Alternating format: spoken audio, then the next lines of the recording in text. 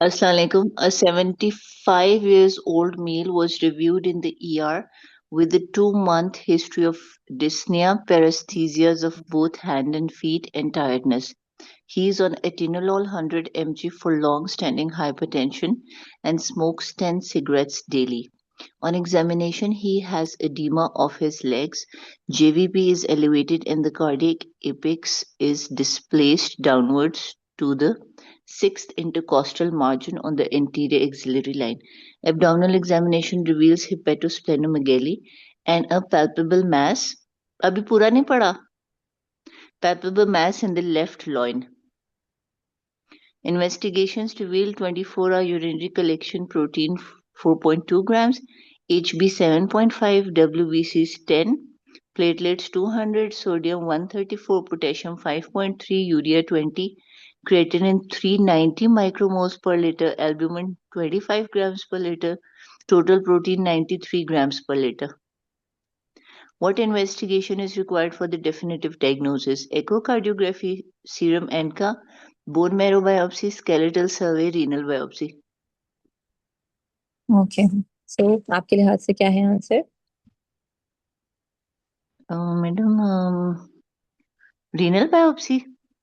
Yes, definitive diagnosis पूछा है तो रिनल बायोप्सी फर्स्ट करें। अगर यहाँ पे फैट पैट बायोप्सी दिया हुआ होता तो कौन सी मैडम? फैट पैट बायोप्सी अगर दिया हुआ होता ऑप्शंस में। मैडम फिर नहीं पता.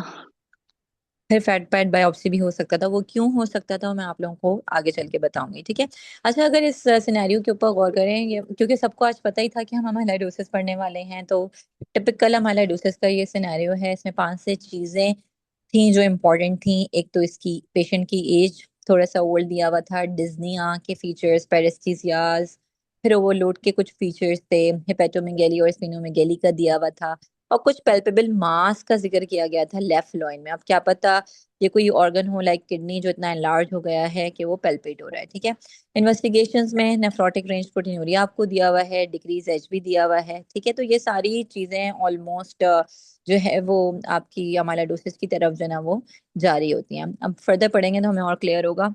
अच्छा, इसके आगे ना एक स्लाइड मैंने दी हुई है, तो कोई भी इसको रीड कर ले, बहुत इजी सी स्लाइड है। कोई भी रीड कर ले, डजेंट मैटर गलत हो या कुछ भी हो, जस्ट रीड इट, सिर्फ डिस्कशन के लिए है ये। It is a light microscopy image showing, stain is H&E and there is one full glom and बाकी दो के जो वो हाफ पोर्शंस नजर आ रहे हैं। इसके अलावा इंटरस्टिशियम है। हम्म ग्लॉम के अंदर हमें जो वो एमॉर्फस मटेरियल नजर आ रहा है, मेसेंजियल डिपॉजिट्स हम्म हैं। ठीक है, और और बाकी चीज़ पे कोई कमेंट करना चाहेंगे? ट्यूब्यूल्स में भी जो है वो कोई excellent, you have a good view. अच्छा, बहुत ही आसान लफ्जों में बताऊं तो पिंकिश सा मटेरियल है जो हमारे ग्लॉम में भी डिपॉजिट हुआ हुआ है। बाहर की तरफ ये जो आपके पास एरोज दिए हुए हैं, ठीक है, वह इंटरस्टिशियम है जो सेल्स हैं पर्पल कलर के, उनके बीच में भी डिपॉजिट हुआ हुआ है पिंकिश मटेरियल। प्लस कुछ ट्यूब्यूल्स देखें तो थोड़ी बहुत इंटैक्ट है, और कुछ ट्यूब्यूल्स के अंदर भी पिंकिश मटेरियल जो है ना वो डिपॉजिट हुआ हुआ है। तो आपने एज अ होल कमेंट करना होता है। अच्छा, इंटरस्टिशियम इज अ पोर्शन जो कि अराउंड द ट्यूब्यूल्स है, सही है। और अगर हमारी डॉक्टर्स वाली टर्म में कहेंगे कि भाई डिपोजिशन हुई हुई है इजोनोफिलिक एक्स्ट्रा सेलुलर मटेरियल की in mesangium, peritubular region and in the interstitium, ठीक है। अच्छा, इसके बाद जो स्लाइड है मैं पहले आप लोगों को खुद एक्सप्लेन करूंगी, फिर क्योंकि आगे जाके मैंने और स्लाइड्स रखी हैं इंट्रोडक्शन के लिए और आप लोगों के कॉन्सेप्ट के लिए, पहले मैं आप लोगों को ये खुद एक्सप्लेन करूंगी।